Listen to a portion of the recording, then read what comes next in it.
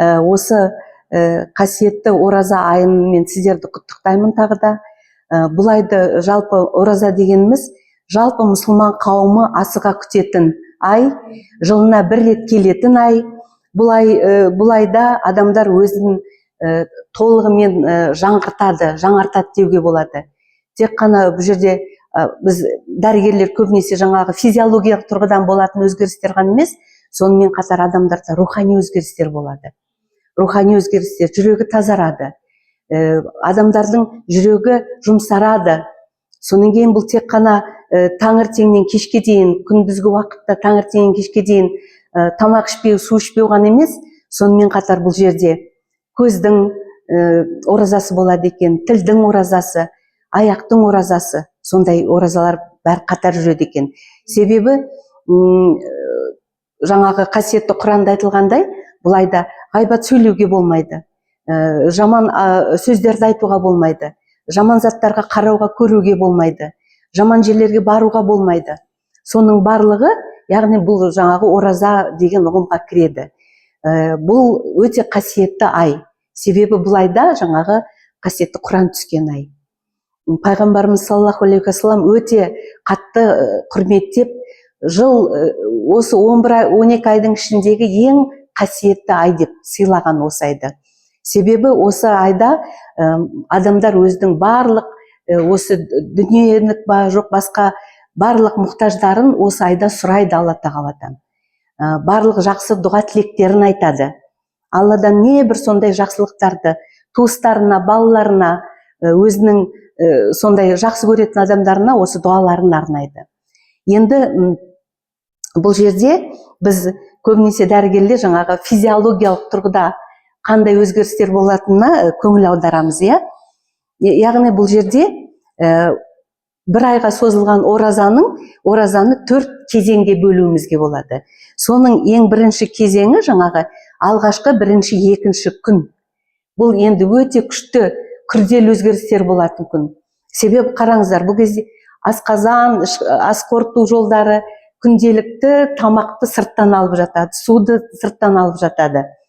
Көбінесе бізде адамдар тамақты қарны ашпаса да, суды шөлдемесе де, бір әдет ретінде алады да, сөйтіп тамақты көп артық жеп қоятын кездеріміз бар. Арасында еще тіске басарлар дейміз, перекусы, не болса жүрек жалғау деп айтады.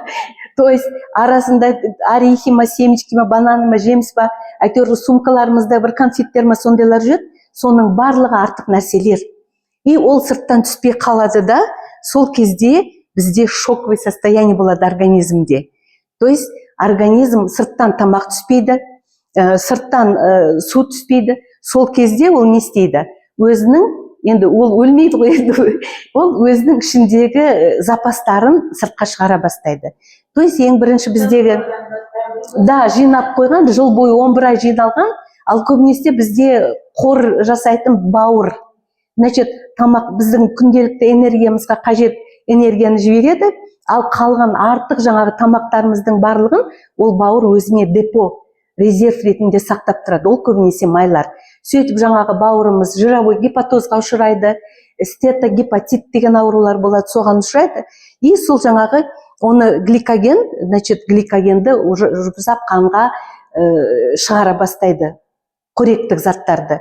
Сөйтіп жаңағы гликогеннің мөлшері азаяды. Бауырға жиналған біздің майлар, соны энергия көзі ретінде қанға жібереді, біз энергияны содан аламыз. Онан кейін барып жаңағы инсулиннің, что-то я сделала. Инсулиннің деңгейі төмендейді. Себебі біз әрбір тамақ ішкен сайын бізде қанда қанттың мөлшері көбейеді. Ал енді оны клеткаларға тамақ ретінде тамақтануға, клеткалардың тамақтануына көмектесетін ол инсулин деген гормон. Ол клеткалардың мембраналарын ашады, жаңағы клеткалар қанды өзінің бойына сіңіреді. Ал енді біз шектен тыс артық тамақ ішкен кезде ол инсулиннің оған шамасы жетпей қалады, көбірек бөліне бастайды. Сөйтіп біртіндеп жаңағы клеткалардың мембранасындағы глюкозаны өткізетін форчкалар деп айтуға болады. Солар таттана бастайды. Мысалы, көп уақыт ашылмай тұрса, бір заттарды ашу қиынға түседі ғой. Сол сияқты клеткалардың мембранасында глюкозаны өткізетін форчкалар ашылмай қалады, организм таттанады. И сол кезде жаңағы мына инсулин деңгейі көтеріліп кетеді қанда. Қанттың мөлшері көтерілген сайын. Содан кейін барып, үшінші, енді мына жаңағы липолиз дейді. Бүкіл тек қана бауырдағы емес, сонымен басқа ағзаларда, ағзалардың өзі көбісі жанында өзінің майлары болады. Мысалы, бүйрек майларға ілініп тұр. Ішкі ішектердің арасындағы майлар, соның барлығы уже жаңағы жана бастайды. Жиросжигание дейміз. Сөйтіп жана бастайды да, адам біртіндеп жаңағы салмақ тастай бастайтыны сондықтан. Бұл енді 1-2 күнге созылады. Бұл кезде адамдарда клиникалық күйде қандай состояние күйде болады. То есть бастары ауырады. Көбінесе біз жаңағы шай, сүт қосқан шай ішіп, кофе ішіп жүрген адамдармыз ғой. Ол түспейді.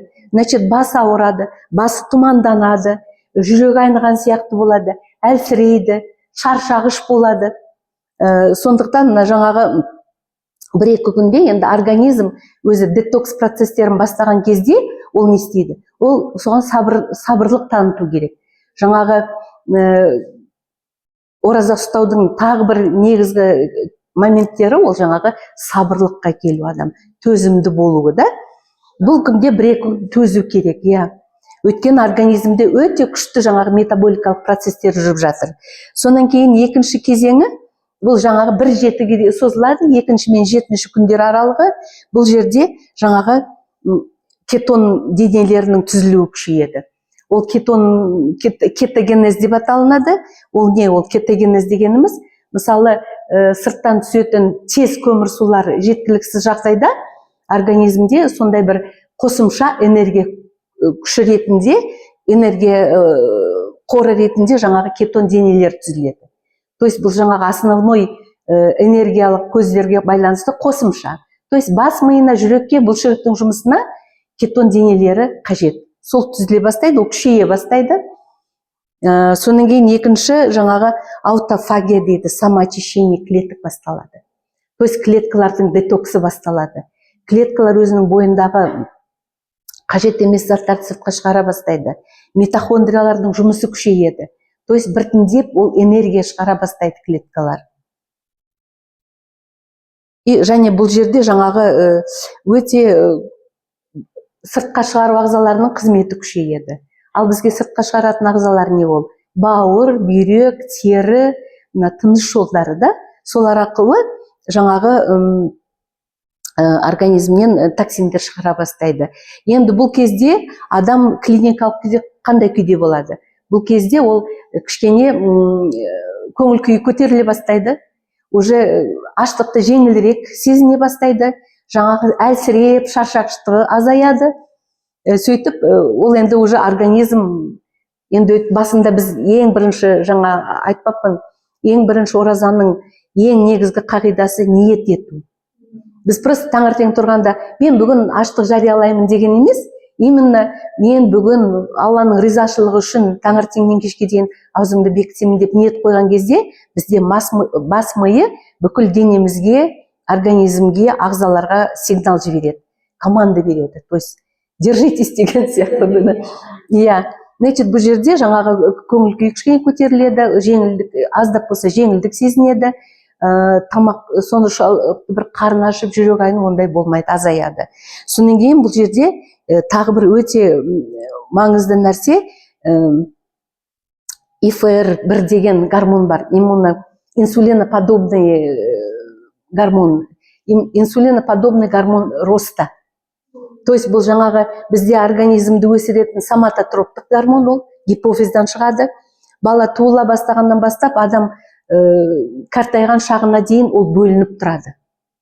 Сөйтіп бала өседі, есейеді, сол сияқты ол негізгі өсу гормоны. Ал мынау инсулина тәрізді өсу гормоны, бұның қандай қасиеті бар? Бұл жаңағы тамақты аса тойып жеген кезде, артық салмағы бар адамдарда, тәттілерді көп жейтін адамдарда, сондай адамдарда бұның мөлшері артады. Сөйтіп ол не істейді? Ол бүкіл организмде кез келген тканьның өсуін жылдамдатады, тездетеді. Сол кезде сондай адамдарда көбінесе не байқалады? Жаңағы неше түрлі полиптердің өсуі, миомалардың өсуі, да? Гемангиома дейді, кисталар, солардың барлығы өсіп кетуі, яғни осы гормонның көбеюіне байланысты. Сондықтан артық салмағы 1-2 килограмм артық салмағы бар адамдарда жаңағындай процестердің жүруі, бұлар қарамайды, сол қажет па организмге, қажеті жоқ па, барлық тканьдерді өсіре бастайды. Соның ішінде тек қана жаңағы доброкачественный дейміз, олар емес, соның ішінде злокачественный рост. То есть бұл өте маңызды кезең. Соның жұмысын, да, соларды төмендетеді. Сол гормондардың түзілуін төмендетеді. Оның кейін 3-ші кезеңі, бұл 2-3 апта. Бұл кезде жаңағы метаболика белгілі бір деңгейде уже жұмыс жасай бастайды. Зат алмасу процесі. Белоктардың, майлардың, көмірсулардың алмасуы қалпына келе бастайды. Клеткалардың инсулинға жаңағы сезімталдығы артады. То есть өйткені жаңағы таттану процесі азайды ғой. Форчикалар жақсы ашыла бастады. Сол кезде клеткалар қантты жақсырақ өздері қабылдай бастайды. Енді жаңағы 2-ші тип сахарный диабет дейміз ғой. Олар не себепті ауырады? Өйткені оларда тамақ жеген кезде, ол қандай тамақ, не только тәттілер, крахмал, тағы басқа сондай углеводисті тамақ жеген кезде қанттың деңгейі бірден көтеріледі. Енді оны азайту үшін инсулин бөлінеді, инсулин оларда бөлінеді. Бірақ та клеткалар жаңағы қантты қабылдай алмайды өзіне, кіргізе алмайды. Бұл 2-ші тип диабет. Ал 1-ші типте на самом деле инсулин жетіспейді. Сондықтан олар сырттан инъекция ретінде енгізіп отырады. И бұл жерде жаңағы клеткалар қантты жақсы қабылдай бастайды. Қанттың деңгейі түсіп жүрген адамдар болса, көтеріліп жүрген болса, төмендей бастайды. Именно бұл жерде жаңағы инсулинорезистентность деген состояние азаяды. Сонан кейін жаңағы шектің қызметі жақсарады. То есть шекте жаңағы біз тамақты қалай талдап ішеміз. Қазір уже алдында тоқталамыз, қандай тамақтар ішу керек екенін. Бұл жерде сол шектеріміз тазара бастайды. И шек тазарғаннан кейін жалпы 13-14 сағат тамақ ішпеген кезде бүкіл ағзалар демалып, өздері қалыпты жұмыс жасай бастайды. Соның ішінде шекте тазарып, өзінің жаңағы қажет флораларды қалпына келтіре бастайды. Онан кейін барып, хронический воспаление дейміз, созылмалы аурулар бар адамдардың, сол қабыну процестері азаяды. Өйткені бұл жерде қабыну медиаторлар азаяды. Өйткені кортизолдың деңгейі төмендейді. Бұл жерде адам, тағы да бір оразаның ерекше қасиеті, адам өзінің сана сезімімен қатар денесін де тәртіпке келтіреді. То есть, мысалы, таңертең 3-4-терде тұрып сәресін ішу үшін, ол ертерек жатуы керек. Жай кездерде ол жүруі мүмкін, мысалы. Ертерек жатады, тұрады. Соның кейін таңғы ас ішкеннен кейін жаңағы бірден жата салмау керек. Ол тағы біраз уақыт өзін енді Құран оқиды, намаз оқиды деген сияқты басқа әдеттер, қалыпты әдеттермен жүруі керек, да, соларды. Сөйтіп жаңағы созылмалы аурулар. Соның ішінде мен өзім байқаған, менде хронический бронхит бар. Сол қазір осы ораза басталғалы бронхыларым тазарып жатыр. Өйткені менде ешқандай простуда жоқ, вирустар жоқ организмде, тұмаудың белгілері жоқ, бірақ та мен нелер шығып жатыр, артық сондай слизь, солар шығып жатыр. И жаңағы хроническое воспаление азаяды.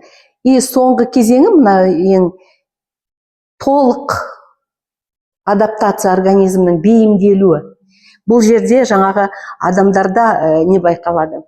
Жеңілдік сезінеді, ойлау қабілеті күшейеді, есте сақтау қабілеті, концентрация внимания дейміз ғой, зердесі артады. Именно мысалы кейбір адамдарға мысалы бір отчет жасау керек болса, не болмаса бір ми жұмысы, бір доклад, реферат жазу керек болса, именно осы 4-ші кезеңде оразаның соңына қарай сол істі қолға алса, мысалы Құранды үйрену, араб тілі, шет тілін оқу да, сол кезде ол ерекше, ми соны ерекше қабылдайды. Өйткені бұл жерде организм максимально тазарады, детокс, клеткалар жаңарады. Ал клеткалардың жаңару үшін бізге жалпы енді организм толық жаңару үшін 5-7 жыл керек. Сол кезде жаңа организм сияқты болады да. Ал мына бір жылда 1 ай ұстаған оразаларыңыз бүкіл организмдегі детокс, то есть жаңартады, тазартады, клеткалар дұрыс бөлінеді, өздерінің қызметін толық атқарады. Енді жаңа аутофагия, жалпы мына аштық бұл тек қана мұсылмандардағы ораза емес, басқа қауымдарда да бар. Мысалы буддистерде де бар да, христиандарда да бар, олар пост ұстайды да, олардікі даже біздікінен ұзағырақ болуы мүмкін постлары. Олар белгілі бір тамақ түрлерін жемейді. Су ішеді, тамақтың бір түрлерін жемейді. Ал енді біздікі, мына біздің ораза, су да ішпейді, тамақ та ішпейді. То есть сусыз кезең болғандықтан біздің оразамыз, аштығымыз ең эффективный дейміз ғой, ең нәтижелі ашығу болып табылады. И сол кезде мына жапон ғалымы Исинори Йосуми деген Нобель премиясын алған. Осы аутофагия деген эффектті ашқан үшін. То есть жаңағы 13-14 күн тамақтанбаған, 13-14 сағат тамақтанбаған кезде жаңағы аутофагия процесі басталады. То есть ол не істейді? Өзіміздің иммундық клеткалар, организмде бұзылған клеткалар, жарақаттанған клеткалар, аномалия, дұрыс формалы емес клеткалар, рак клеткалар, солардың барлығын өзі қорытып жібереді, жойып жібереді. Бұл аутофагия процесі. Соның кейін барып жаңағы майлар сжигание жиров дедік қой. Сол липолиз процестері кезінде организмдегі жаман холестериндер төмендеп, жақсы холестериндер, организмге қажет холестериндер мөлшері артады. Яғни жаңағы қабыну маркерлар азаяды, бұл қанның қысымының қалпына келуіне әсер етеді. То есть кейбір адамдарда қанның қысымы көтеріліп кетеді, а кейбір адамдарда түсіп кетеді. То есть бұл реттеледі. Енді жаңағы біз айтып отырмыз ғой, осы оразадан бұрын бізде көптеген вебинарлар болды. Біздің денсаулық кеңесіндегі өте күшті дәрігерлер, мамандар бар, нутрициологтар бар, диетологтар бар. Солар кеңес берді. Ораза келе жатыр, дайындалыңыздар, организмді дайындаңыздар деп. То есть сол кезде жаңағы көптеген детокстарды алдын ала өту сияқты, бұл жаңағы соның ішінде чекап өтіңіздер деді. То есть жаңағы ең стандарт анализдерді өтіңіздер деді. Себебі адамдарда мысалы холестерин жоғары болса, тағы басқа болса, сол уже нәтижесін көру үшін, және мысалы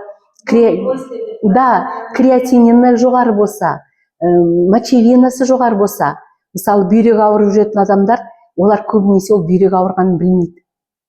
Бүйрек ол немой орган дейміз, ол ауырғанын білдірмейді. Ол әбден уже почечный недостаточность, бүйректің жеткіліксіздігіне келген кезде, адам гемолизға баратын кезде ғана ол білінеді. Қазір ондай адамдар өте көп. Адамдар жүре береді, әлсіреп, шаршап жүре береді. Сондықтан жаңағы анализ тапсыру. Соның ішінде, мысалы, мен өзім осының алдында бір нәпіл оразалар ұстадым. 7-сіне 1-2 рет осындай толыққанды ораза ұстап жүрдім. И бірінші-екінші күн жаңағыдай маған шоковый болған жоқ. Организм уже біртіндеп тез қалыптасты. Яғни мына жаңағы қанның құрамын білу, содан кейін жаңағы тамақтарды арасы ұзақ болғандықтан қабылдамаған уақытта жаңа айттық қой, инсулин төмендейді.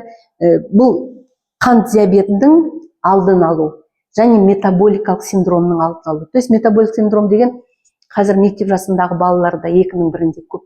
толық балалар. Бұрын біз тек қана да, так и называется синдром, метаболический синдром. Мысалы бұрын үлкен балалар тек қана шетелдің балаларын көретінбіз. Бургер жейтін, әсіресе Американың балалары. Қазір байқадыңыздар ма, біздің де балалар сондай балалар жүр. То есть бұл дұрыс тамақтанбау, и сол метаболикалық синдроммен и жаңағы екінші тип қант диабетінің алдын алу үшін өте маңызды бұл ораза. И және жаңағы микрофлора, иммунитетті көтеріледі иммунитет, себебі шектегі жаңағы организмге қажет микрофлора көбейеді. Да. Енді су ішу. Бұны, наверное, су туралы кешегі айтамыз. Енді тамақтану. Енді біз 2 рет тамақтануға көшеміз, не болмаса мұны интервальный голодание деп айтуға болады, да? 2 рет тамаққа көшеміз. Сонда ең бірінші ол ифтар дегеніміз бұл ауыз ашу. Ифтар, ауыз ашу. То есть сіздер сәресін ішкеннен кейін келесі күні ауыз ашарға келген кезде қалай бастау керек? Алдыменен то же самое жаңағы 5 минут бұрын дұғаларыңызды айта бастайсыздар, тілектеріңізді тілей бастайсыздар. Содан кейін барып уақыты кірген кезде 1-2 тал финики жеу керек. Бұл пайғамбарымыз саллаллаху алейхи уассаламның сүннеті 1-2 тал финик жеу, себебі ол бірден қанықтырады организмді. Содан кейін барып 1 стакан жылы су. Бұл жерде су ішу міндетті түрде жылы су. Да, 1-2 тал финики жасап, содан кейін барып жылы су. Даже чуть ыстығырақ қылсаңыздар да болады. Өйткені дененің температурасы где-то 38 градус, солай болу керек. То есть оны қалай аламыз? Жарты стакан суық су, жарты стакан ыстық су. То есть 38 градус. Соны ішіп аласыздар, содан кейін барып 15-20 минут пауза жасайсыздар, міндетті түрде.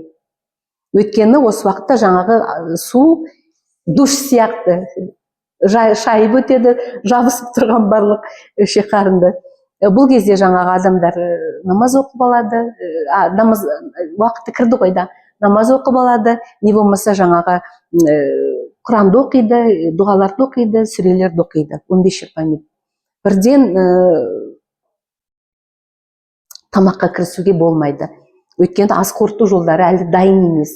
Енді не себепті жаңағы ыстығырақ қылып ішу керек десеңіз, күні бойы жаңағы бұлшық еттері жаңағы асқазанда, ішекте өздері сок бөлетін, ферменттер бөлетін клеткалар, олар жабысып тұр, спазм.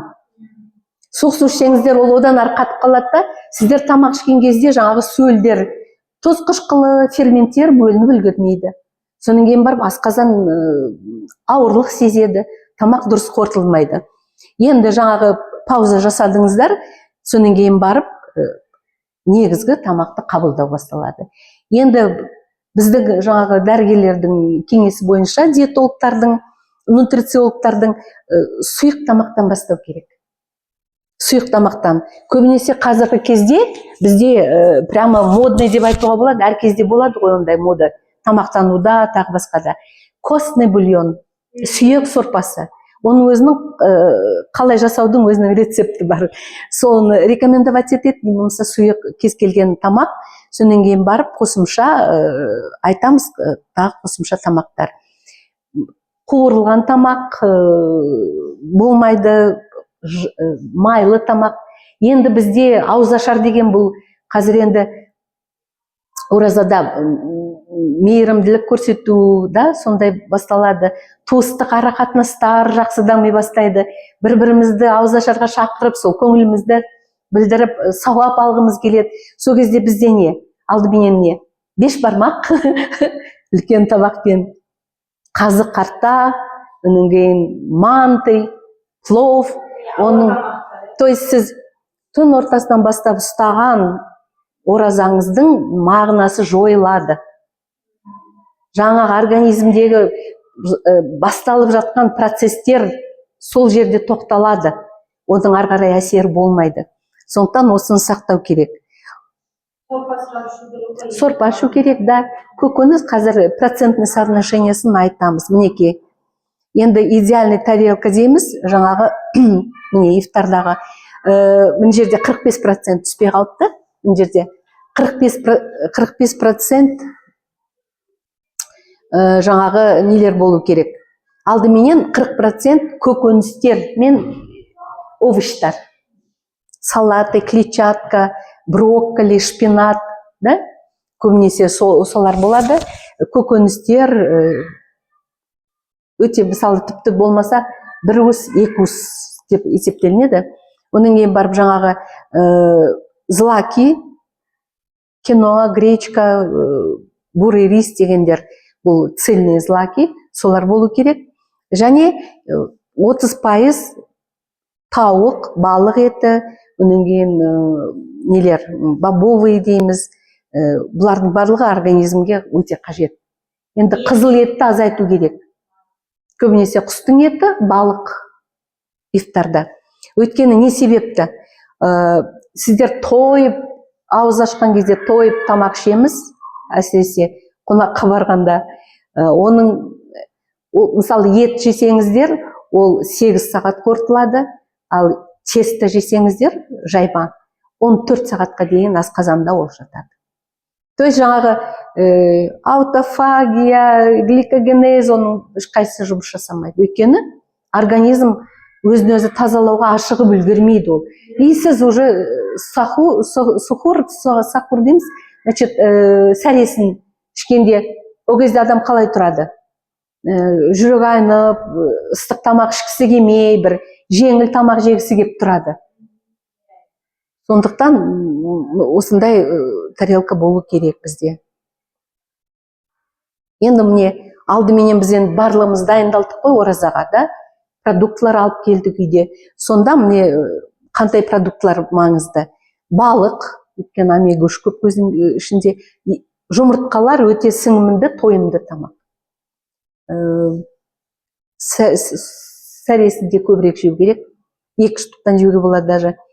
Йогурттар, пробиотиктар, міндетті түрде жаңғақтар болу керек. Өйткені олар калориясы көп, бізді қарнымызды ашықтырмайды. Авокадо, сондай сіңімді тамақ. Онан кейін барып энергия беретін бізде көмір сулар, күрделі көмір сулар. Олар жаңағы финики, онан кейін мынау нелер, овсяная каша, сұлы, потом арпа, онан кейін нелер, да, чечевицалардың түрлері, да, гречкалар, нут өте жақсы, я. Бұлар жаңағы микроэлементтерді береді бізге, және энергия береді күні бойы. Сонан кейін сулардың орнына жаңағы витаминдермен қанықтырылу үшін енді бұл сезонный. Енді біз қазір арбуз жоқ қой бізде. Мысалы замороженный жидектер. Замороженный жидектер, онан кейін салатные листья, көптеген түрлері кіреді бұған. Шөп-шалаң, кабачки өте жақсы суландырады организмді. А жаз кезінде көбінесе жаңағы арбуз. И мына жерде тағы да міндетті түрде огурцы. Қияр міндетті түрде болу керек. Енді мына жерде енді мынау таңертеңгі тамақ, сухур немесе сәресі, да? Бұл жерде мынандай кеңестер бар. Сіз сол таң намазы уақыты кіретінен бұрын где-то бір 40 минут, 30 минут, 40 минут, даже 1 сағатқа дейін. Себебі суды тамақ қабылдағанға дейін жарты сағат бұрын ішу керек. Себебі сіздер күні бойы организм сусызданбау үшін хотя бы 200-300 миллилитр су ішуіңіз керек. Ал енді ол сіз суды іше салып тамақ ішсеңіз, асқазандағы тұз қышқылының концентрациясы азаяды. Асқазанға нагрузка түсіп кетеді, да? Сондықтан, да, су ішіп алу керек. Сонан кейін барып, тамақты да әзірлейсіз, жылытасыз, пісіресіз сол уақытта арасында, яғни міне күрделі көмір сулар, овсянка, булгур, бурый рис, онан кейін барып жұмыртқа, творог.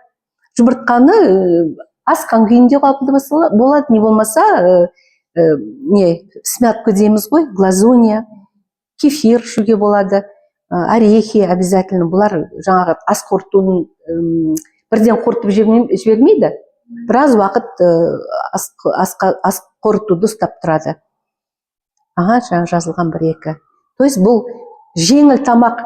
Адамдардың қателігі көбінесе олар күні бойы ашығып қалмайын деп сол кезде тамақты өте көп жеп алады, асқазандары ауырсынады, ұйқылары келеді, ары қарай уже ұйықтап қалады. Тағы да бір қателік, адамдар көбінесе түн ішінде кино көреді, басқа жұмыстармен айналысады, сонан кейін барып сухур ішіп, таңғы сәресін ішіп, намазды оқып жата қалады.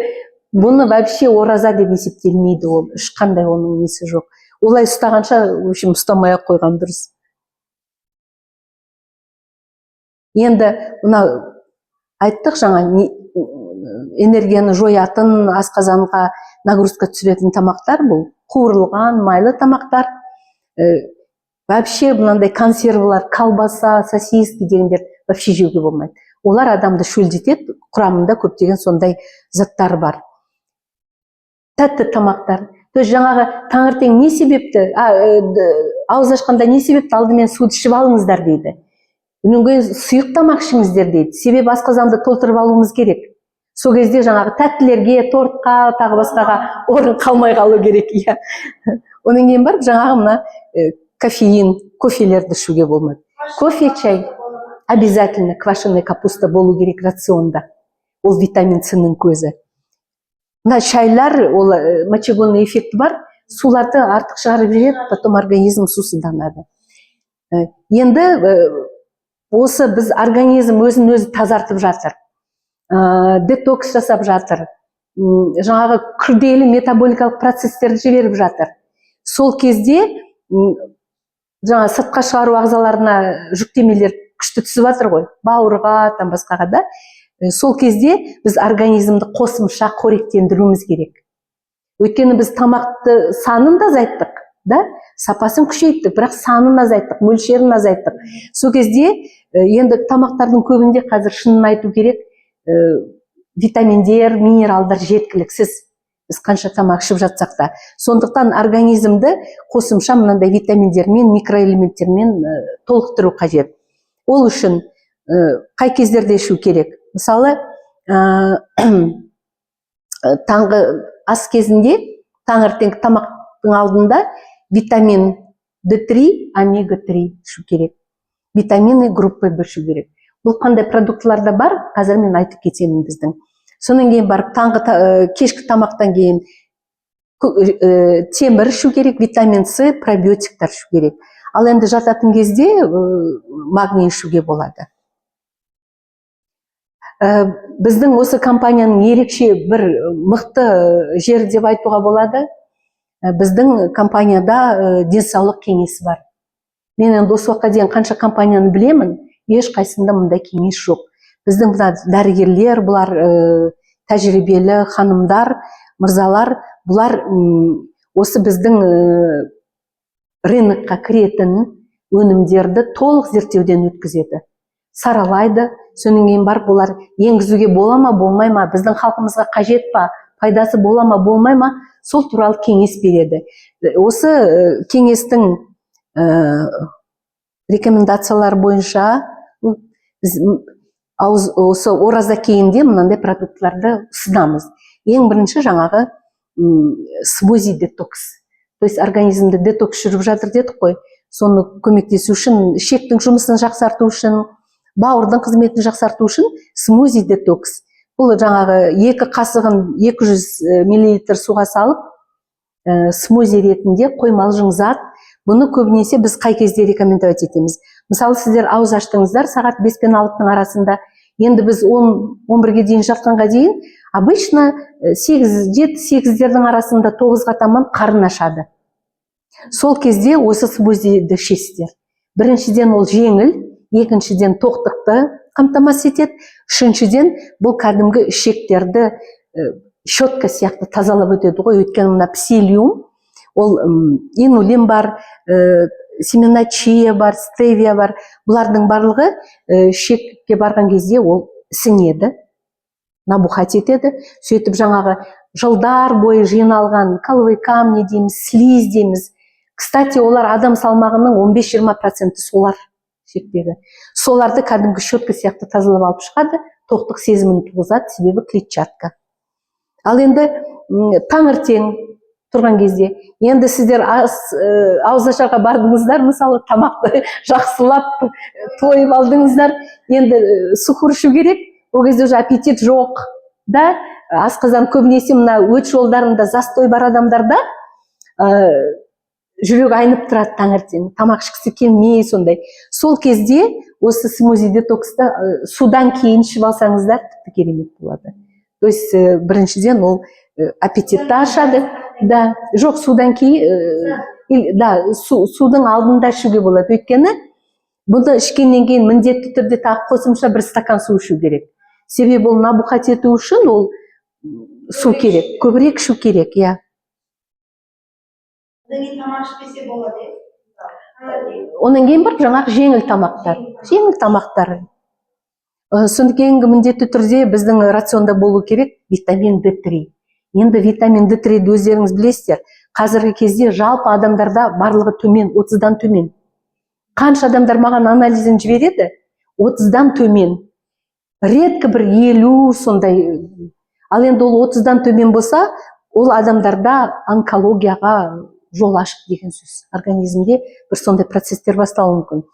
Бұл бүкіл зат алмасу процестерін реттейді. Содан кейін барып жаңағы ас қорыту процесін, жүректің қызметін, тамырлардың қызметін, сүйектердің алмасуын, зат алмасу процестерін. И бұны қабылдаған кезде бұлар тамаққа байланыссыз, жай кездерде де біз қабылдаймыз ғой. Кейбіреулерді айтып жатамыз ғой, тамаққа дейін, тамақтан кейін деп. Бұның құрамында MCT деген майлар болғандықтан, олар кез келген уақытта оны сіңіріп жібереді, сіңірімділігін арттырады. Онан кейін жаңағы сок нони дедік, бұл организмге қажет бүкіл минералдарды, витаминдерді беретін біздің өте пайдалы сусын. Құрамын қараңыздаршы, нони фруктыларының пюресі бар, сок, виноградтың, жүзімнің соғы бар, гранаттың соғы бар, дымая цитрат деген зат бар. Ол жалпы бүкіл организмдегі зат алмасу процестерін, қан тамырларының жұмысын жақсартады, сіңірімділігін артады. Организмде қышқылдану процестері болса, мынандай қышқылдар бар, олар керісінше организмді сілтілендіреді. Бұл антиоксидант өте күшті, свободный радикалдарды жояды, төмендетеді. Бүкіл клетканың ішіндегі зат алмасу процестерін жақсартады, қан айналысын жақсартады, энергия береді. Бұның екі түрі бар, ультра және натурель. Натурель деген формасын ол жаңа туған балалардан бастап, үлкен адамдарға, кез келген адамдарға, жүкті әйелдерге, емізіп жүрген әйелдерге ішуге болады. Ал ультраны 12 жастан бастап жоғары кез келген жастағы адамдарға ішуге болады. Энергия береді. Көбінесе энергия жетіспейтін, анемиясы бар адамдарға бұл өте қажет. Иә, железаны жақсы көтереді. Натуралис вот.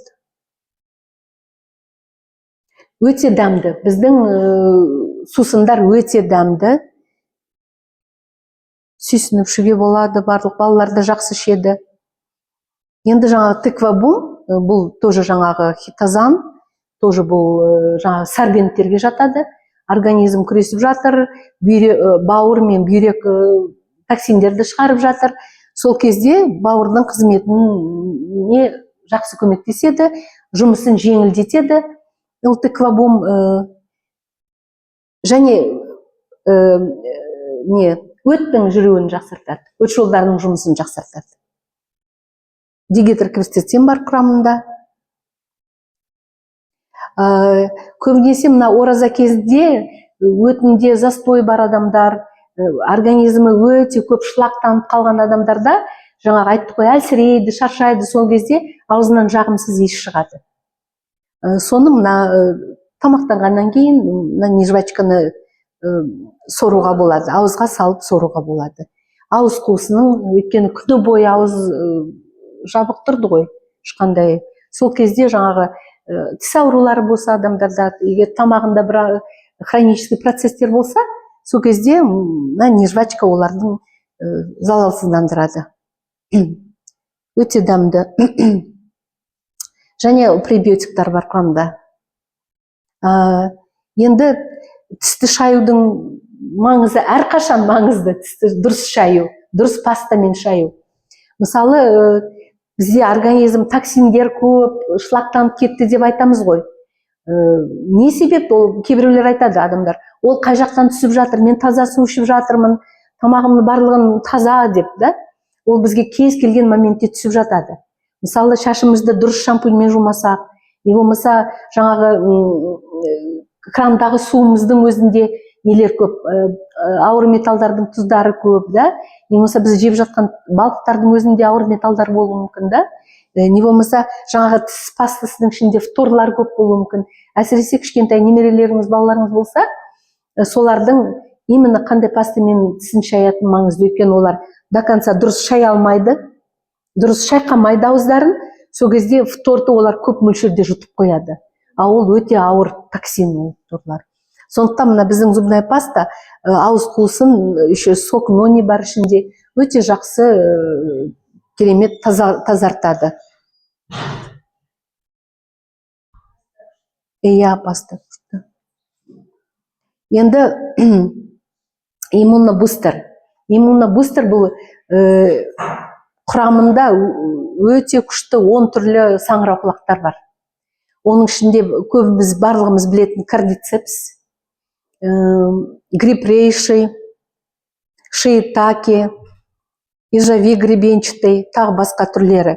Бұлардың барлығы организмде өте күшті жаңағы қабыну процестерін жояды. Онкологияның алдын алады. Бұл жаңағы біз ер адамдарға көбінесе рекомендовать етеміз, омегамен бірге, как мужской продукт деп, барлығымызға ішуге болады. Осы керемет күш береді организмге, иммунитетті көтереді, қан айналысын процестерін жақсартады. Әсіресе мына мидың қызметіне өте жақсы әсер етеді.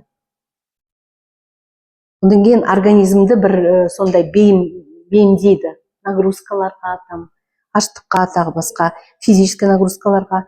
Одан кейін көбінесе айтады да, мен фитнесқа барып жүредім, мен жүгіруші едім, тағы басқа деп, бола ма деп. Енді силовые тренировкаға барады көбісі, да? Біз осы ораза кезінде оларды пока тоқтата тұрыңыздар деп кеңес береміз. Жеңіл түріне көшіңіздер, жүріңіздер.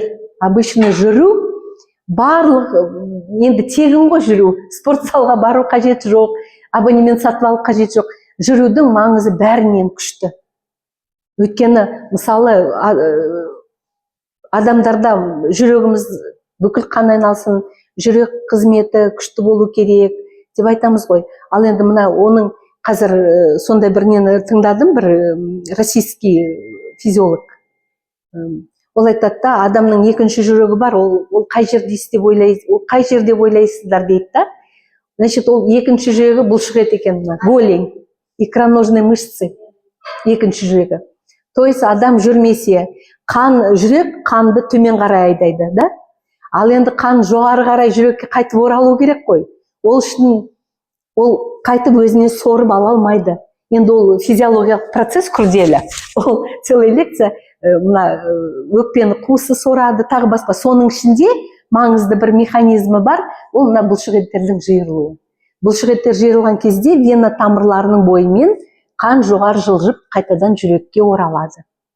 Сол жүрген кезде, мысалы, қанның қысымы көтерілетін адамдар, жүрек ауыратын адамдар, алдымен сіз барсаңыз кардиологқа барасыз дейді.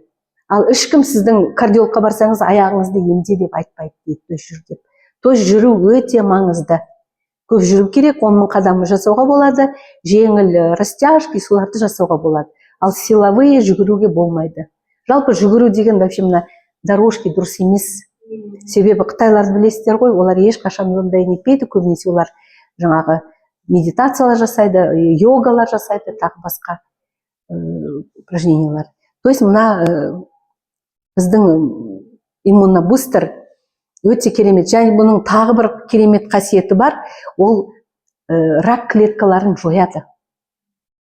Жалпы бізде раковый клетка деген қорқынышты клеткалар, олар күнделікті түзіліп отырады, күнделікті. Олар бір кезде ғана пайда болып қоймайды. Олар күнделікті түзіледі. Біздің иммундық жүйеміз, системамыз қалыпты жұмыс жасаса, оларды күнделікті жойып жіберіп отырады. То есть адамның иммунитеті төмендеген кезде, ал қай кезде иммунитет төмендейді? Стрессқа ұшырасаңыздар, суықта жүріп қалсаңыздар, немесе дұрыс тамақтанбасаңыздар, да? Сол кезде ол иммунитет төмендейді, сол кезде раковый клеткалар көбейе бастайды. И сол кезде даже вот раковый клеткалар өсіп бастаған ол бірнеше жыл бұрын болады. Адамдар жүре береді. Ең қауіптісі, олар 3-4 стадия кезінде барады дәрігерге. А ол бірнеше жыл бұрын басталған. И сондай процесстер болып жатса, мына саңырауқұлақтар, бұлардың өздерінің механизмдері бар. Олар кәдімгі ана рак клеткалар өздерін белгілі бір панцир сияқты белоктармен қоршап алады екен. Ішіп жатқан дәрілер, химия оларға әсер етпейді. Да, өздерінің сондай несі бар, панцир сияқты әсер етпейді. Ал мына саңырауқұлақтар, олар кәдімгідей перфорация жасап, бүйтіп теседі екен. Тесіп қояды. Содан кейін барып адам химиялама, басқалама, там дәрілер шема, профилактика жасап, солар әсер ете бастайды. Сондықтан мына барлығымыз ішуіміз керек бұл продукцияны, иммунобустерді. Бір ай ішіп, перерыв жасап, 2 ай ішіп, перерыв жасап өзіңіздің. Да. Вообще біз өмір бойы бұл енді тамақта қосымша біз тамақпен ала алмайтын заттар ғой. Бірақ болу керек, бірақ жоқ тамақта қазір біздің. Витамин С жоқ, алмаларымызда, апельсинде болса да өте азақ, олар сіңірілмейді. Сол сияқты ғой. Енді өзіңіздің организміңіздің состояниясына қарай. Жалпы мен рекомендация беретін адамдар 3 айға рекомендация беремін. 3 ай. Дем алып, содан кейін тағы ішу керек. Иә. И BioWave бұл да өте керемет продукт, біздің керемет өнім. Біздің бір нутрициолог бұларды препарат деп айтам деді. Себебі бұлардың әсері дәрі сияқты әсер етеді. Бірақ табиғи, химия емес. Бұл BioWave, мысалы, пробиотик. Жалпы иммунитет көбінесе қай жерден басталады? Шек қызметін дұрыс жасамаса, адамның иммунитеті. Сіздер қанша витамин, тағы басқа дұрыс тамақтанбасаңыздар, шек қызметі дұрыс болмаса, шек қатып қалса, антибиотик жиі қабылдайтын болсаңыздар, онда ол дәрілерден ешқандай пайда болмайды. Сондықтан мына BioWave біздің 40 миллиард пайдалы бактерияларды береді шекке. Көбінесе мысалы біз врачтар не береміз? Бердік бұрынғы кезде. Енді бізді солай оқытты ғой. Антибиотик береміз, оның кейін 3-ші күні бір флуконазол ішіп алыңыз, немесе линикс ішіңіз деп кеңес береміз. Ал енді олардың ешқайсысы жұмыс жасамайды. Мен капилляроскопия деген диагностика жасаймын. Мына саусақтың, 4-ші саусақтың бұл японская разработка. Мына тырнақтың түбінде кутикулада бүкіл организм ағзаларды көремін. Сол кезде колония грибков, паразиттер де көрінеді, колония грибков. Олар қайдан пайда болды? Адамдар айтады, біз антибиотик іштік дейді. Ал кейбіреулер айтады, мен вообще антибиотик қабылдамаймын дейді. Олар қайдан түсті дейді. А ол қайдан түседі? Тетрапакеттер, тамақтардың барлығына гормондар қосылады, антибиотиктар қосылады, біз білмейміз ғой. Әдемі упаковкалар бәрін алып іше береміз. Сондықтан мынау антибиотик алсаңыз да, алмасаңыз да, осы BioWave-ті ішу керек. BioWave-ті жаңағы 2 капсула, тәуліктік дозасы тамақтың. Иә, 1 ай ішуге. 1 ай ішуге болады. 1 ай, өнен кейін 3 айдан кейін қайталаңыз, 6 айдан кейін қайталаңыз. Біздің продукцияны бірінен кейін бірін қосып алып іше беруге болады. Кезектеп, енді ол енді әркімнің өзінің жағдайына байланысты. Бұл бактериялар, пайдалы бактериялар жаңағы ішектің бүрлерінде отырған ферменттердің жұмысын да жақсартады. Мысалы, ас қорытуды, сіңіруді жақсартады. Олар капсула, ал бізде сүйек затта жоқ, онда жаңағы иммунобустер. Ол да не, ол да капсула. Бізде кез келгені сол барлық направлениеде жұмыс жасайды ғой. Иә, сок нонида там барлығы. Мынау аминобустер атында тұр, 18 түрлі амин қышқылдары бар. Бізде көбінесе енді кейбіреулер айтады да, ой, қазақтар ет жейді көп. Не себепті мысалы амин қышқылдарын ішу керек деп. Ол етті жейміз, бірақ та біз шайды көп ішеміз сүтпенен да, кофе ішеміз. Дұрыс қорытылмайды олар, до конца қорытылмайды. Ас қорыту жолдарында, асқазанда. Қызыл еттің қорытылуы үшін көптеген жағдай болу керек. Мысалы, ет жердің алдында жарты сағат минимум 40 минут бұрын су ішіп алу керек. Ал біздің әдетіміз не? Ет жеп отырып, артынан кола, кока-кола, ресторандарда, мысалы тойларда бабушкалар алдымен кока-кола ішеді. Оларда енді сондай легенда бар, ол қорытып жібереді деп. Балалар ішеді, олардың барлығы еді. Ал енді шай қосып ішеді, тағы басқа. То есть асқазанда жаңағы тұз қышқылының концентрациясы жойылып кетеді. Ну, разведение сияқты болып қалады ғой. Ал етті қорыту үшін тұз қышқылы өте сапасы жақсы болу керек, мөлшері жақсы болу керек. И жаңағы суық напитоктарды ішпеу керек. Бізде минералка ішеді, ет жеп алып минералка ішеді, да, газировка ішеді, қорытады деп ойлайды. А бізде қорытатын сок нони, ион вейв фермент, ол фермент қызметін атқарады. И сол жеп алады да көбінесе креон, фистал соларды ішеді. Олар химия. И жаңағы амин қышқылдары, онан кейін қазіргі кезде байқайсыздар ма, балалар ет жемейді.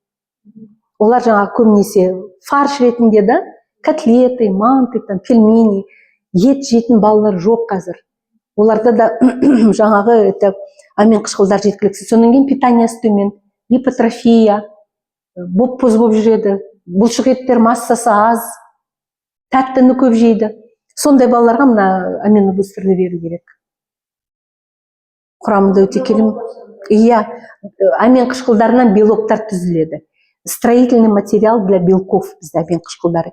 Оның үстіне бізде тамақпен түсетін амин қышқылдар бар. Тамақтан аз мөлшерде болса түседі. Олар заменимые деп аталынады, алмастырылатын. Ал тамақпен бірге түспейтін амин қышқылдар бар. Мынау тамақпен біз ала алмайтын амин қышқылдары. Витамин С жаңағы амин қышқылдарының сіңірілуін күшейтеді. Пребиотиктар бар. Пребиотик дегеніміз жаңағы пробиотиктер жеп пробиотикке айналады. Сера бар, кремний, гиалурон қышқылы бар, алоэ бар. То есть бұлар қабынуға қарсы да әсер етеді. Созылмалы аурулар бар адамдарға өте жақсы. Өйткені алоэ бұрыннан бастап, әсіресе мына ас қорыту жолдарында қабыну процестері болса, гастрит, эрозия, сондайлар болса, міндетті түрде аминобустер ішу керек. Өйткені құрамында гель алоэ бар. Энергия береді. Мына ионвейв, бұл менің енді ең сүйікті өнімім. Осы компанияға келгенімнің себебінің бірі, ең бірінші Нұрлан мырза маған дәмін татқызды. Бірден ұнатып қалдым. ионвейв. Өйткені өзім қышқылдарды жақсы көрем. Бірақ енді біз қышқылдарды жақсы көргенімізбен, мен мысалы қарақаттан варенье жасап отырмын да, сезонның кезінде. Мен 3 штук қана жей аламын. 3 штук жеймін, болды.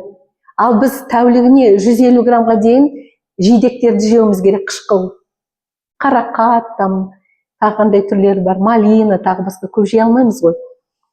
Сондықтан мына ионвейвтің құрамы, ол біріншіден жаңағы нелер бар, табиғи қышқылдар бар, янтар қышқылы, алма қышқылы, сүт қышқылы, винная қышқылы, осы винный қышқыл, айым ханым айтып жатыр да, винный қышқылы бұл халал емес қой деп. Бұл табиғи бұл. Ал енді ол алкоголь, ол процесс это запускается уже. И дегер көрсетсем бар, теңіз суы бар. Сондықтан жаңа қышқылға қосылып, сондай бір тұзды дәм береді. Тұзды. Ішкенде өте. Да, черноплодная рябина бар, қарақат бар. Онан кейін Сибир шыршасының соғы бар. Пихта сибирская. Соның барлығы сондай бір керемет комплекс, сондай керемет дәм шығарып тұр да. Оның үстіне бұның ең басты қызметі бұл организмді сілтілендіреді. Біздің организміміз қышқылданып кеткен. Жаңа айттым ғой, клетканың мембраналары форчикаларын тартпасып жатыр деп. Глюкоза сіңіре алмайды. То же самое вот организміміз қышқылданғанның бірінші көрінісі. Сіздер осы біздің ионвейвті дәмін татып көрген кезде өте қышқыл болып көрінсе, немесе басқа өнімдерді ішкенде, даже кейбіреулер сок нони ішкенде бүйтеді. Біз айтын тәтті ғой, жоқ қышқыл дейді да. Бұл организмнің өте қышқылданып кеткенін көрсетеді. Ал сіздер осыны ішіп жүріп бір күні прямо вот тәп-тәтті зат сияқты ішесіздер. Мен постоянно ішем, прямо вот маған тәтті дәмі, қышқыл емес. Уже организмде жаңағы сілтілену процесі жүріп жатыр. Ал енді организм қышқылданған кезде ол ортада паразиттер, патогенный флора, онан кейін барып жаңағы грибоктар, да? Солар өздерін керемет сезінеді. Сондай ортада олар өте жақсы өседі. Мысалы, өтінде застой бар балалар, оларда көбінесе ләмбілей болады, ләмбілей. Олар себебі жаңа қышқыл ортаны жақсы көреді. Именно өттер бөлінетін жерге олар көбейе бастайды. Олар енді мынандай гельминттар емес, олар амеба сияқтылар, простейшие, бірақ олардың кетуі өте қиын. Олар кетпейді, себебі ол жердегі орта қышқылданғандықтан. Оны кетіреміз деп, жаңағы неше түрлі противопаразитарны беріп, баланың бауырын отырғызып, сондай случайлар бар.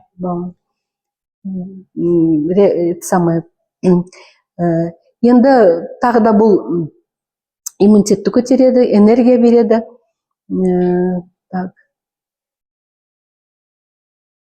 Қышқыл сілтілендіреді дедік организмді. И фермент ретінде, фермент. Тамақты жаңағыдай ішкеннен кейін, тамақтан кейін ішу керек. Себебі бұл қышқылдар болғандықтан, аш қарынға ішсе, асқазанның кілеге қабатын раздражать етеді.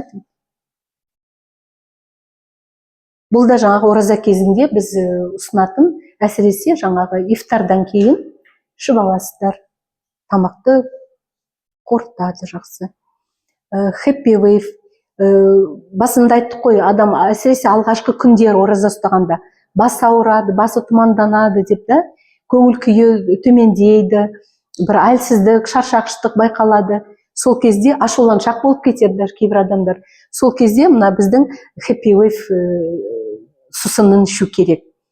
Өйткені мұның құрамында жаңағы нелер бар, CBD деген зат бар, то есть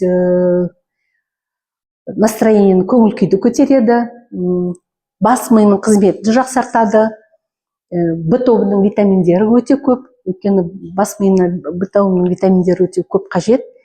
Спирулина бар, оны білесіздер, өте пайдалы зат. И және бұдан напиток жасауға болады, мохито. Біз жаңағы су қосып, бұл концентрат қой. Су қосып, оған мята қосып салып, бір кішкентай тілім лайм, немесе лимон салып, дайындап қойсаңыздар, ауыз ашқаннан кейін, жатқанға дейін уақытта ішсеңіздер, ұйқыңыз тыныштанады, жақсы ұйықтайсыз, көңіл күйіңіз артады. Енді біреулер айтады да, бұл жерде бұлар әлгі коноплядан алынған ғой, конопля каннабиоиды деп аталынады. Мұның бұл пайдалы түрі қосылған CBD. Эйфория тағы басқа туғызбайды, зависимость туғызбайды. Енді қандай кездерде оразаны бұзып жіберу керек, қажет ол. Жалпы пайғамбарымыз саллаллаху алейхи вассалам өзі көп жеңілдіктер берген да, көп жеңілдіктер. Денсаулығы жоқ адам болса, белгілі бір организмде сондай бір патологиясы, созылмалы аурулар болса, қан диабетінің бірінші түрі болса да, ондай адамдарға ұстамай ақ қойыңыздар дейді. Ұстамай ақ қойыңыздар. Жол жүретін адамдарға, жиі сапарда болатын адамдарға, то есть тамақты дұрыстап іше алмайтын, бүйрек, бауыр аурулары болатын болса, енді жүктілік және жаңағы бала емізу жүрген кезде, ондай кезде енді ол енді жалпы адамдар өздері шешеді. Саналы түрде шешеді. Ораза ұстайын ба, ол маған не үшін қажет деген сияқты да. Егер ондай болса, алдын ала дәрігердің кеңесін алу керек. Жаңағындай, мысалы әсіресе айттық қой, бүйрек аурулары болса, міндетті түрде анализдер тапсырып көру керек. Жүктілік болса, ондай өзінің көңіл күйіне қарай. Тіпті бас айналып, құлап қалып жататын жағдайлар болады. Әсіресе жасөспірімдер ұстайды екен, мектеп жасындағы балалар. Қанты түсіп кетіп, сондай жағдайлар болса, енді ол кезде үзу керек. Не болмаса бір аяқ асты бір өте бір вирус да, сондай аурулар болса, енді суды көп ішу сондай қажет болса, не болмаса 3-4 уақыт дәрі ішетін адамдар болады. Қан қысымы көтерілетін адамдар өздерінің дәрі ішетін уақыттары бар. Ондай адамдарға енді ұстауға болмайды. Яғни біз мына оразаны алдыменен кәдімгі саналы түрде өзіміз денсаулығымызға сеніп, ешкімнің айтқанымен емес, біреуге еліктеу үшін емес, өзіміз сол рухымызды, жүрегімізді тазарту үшін, денемізді тазарту үшін ниет жасап ұстаған кезде ол пайдалы болады. Яғни рухани жағынан тазарамыз, адамдардың жалпы мысалы жер жүзінде су жоқ жерлер бар да, ашық ұшырап жатқан елдер бар, қасымызда сондай бір өте жағдайы нашар адамдар бар да, сондайлармен қатар күйде боламыз, солардың ауырсындығын сезінеміз, адамдарға жалпы мейірімді бола бастаймыз, жүрегіміз жұмсарады, садақа бере бастаймыз, зекет бере бастаймыз. Соның барлығы осы ораза айында. Сонан кейін барып, әрине мына денемізді тазартамыз. Ал дене дегеніміз бұл біздің Алла тағаланың берген аманаты. Денені күту керек. Аманатқа ешқандай қиянат жасауға болмайды. Сондықтан денеміздің саулығы, дені саудың жаны сау, да? Деніміз сау болса, жанымыз да сау болады. Сол сияқты ұстаған оразаларыңыз қабыл болсын, жасаған дуа тілектеріңіз қабыл болсын. Осы біз енді адамдардың денсаулығына көңіл бөліп, сол адамдарға айтып, біз соларға жақсылық істесек, сөйтіп сауап алсақ, ол енді өзіміз үшін деп ойлаймын, біреу үшін емес, да? Көп рахмет бүгін көңіл бөліп тыңдағандарыңызға. Сұрақтарыңыз болса, сұрақтарыңызға жауап беремін.